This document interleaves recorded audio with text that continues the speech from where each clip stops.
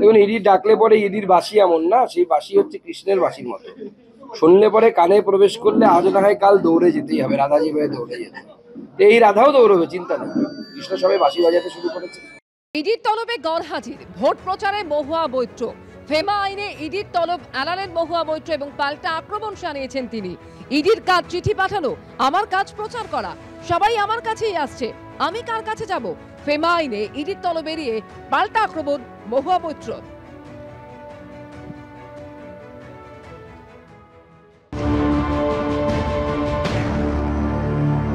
দেখুন, ইডি নিজের কাজ করবে, আমি আমার কাজ করব, ঠিক আছে?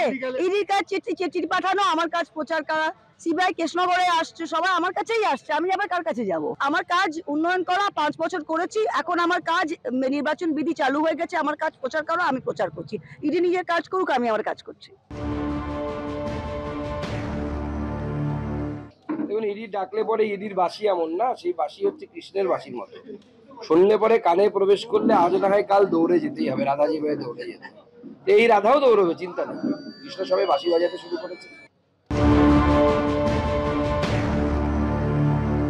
দেখুন, মহুয়ার বিষয়টাকে পুরো পরিকল্পিতভাবে ষড়যন্ত্র করা হয়েছে। আমি আজ নয়, যেদিনকার পার্লামেন্ট তর্ক ছিল সেদিনও বলেছি।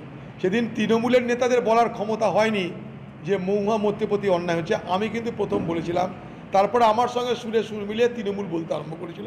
অন রেকর্ড আমি কথা বলছি, কারণ লোকপালকে ব্যবহার করে সিবিআই তদন্তের নির্দেশ এ দেশে কোনোদিন এটা হয়নি, এবং উদ্দেশ্য একটাই, মহুয়া মৈত্রকে অপদস্থ করা, মানুষের কাছে তার ভাবমূর্তিকে কলঙ্কিত করা, ব্যাস।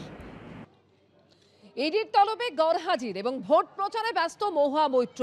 ফেমা আইনে ইডির তলব এড়িয়ে পাল্টা আক্রমণ শানিয়েছেন তিনি বলছেন, ইডির কাজ হচ্ছে চিঠি পাঠানো, আর আমার কাজ প্রচার করা, সবাই আমার কাছেই আসছে, আমি কার কাছে যাব? এভাবেই প্রশ্ন তুলেছেন মহুয়া মৈত্র।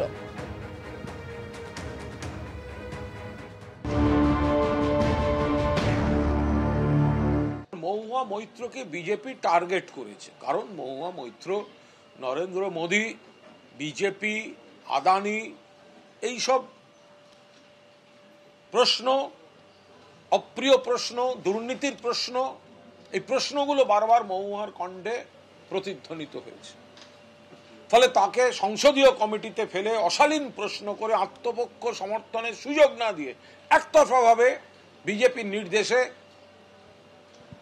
সংসদ থেকে বহিষ্কার করা হয়েছে, শাস্তি দেওয়া হয়েছে। তারপর পরিকল্পিত চিত্রনাট্যে তার পেছনে সিবিআই, ইডি এসব লাগিয়ে দেওয়া হয়েছে। মহুয়া মৈত্র যথেষ্ট এই লড়ার পক্ষে তৈরি।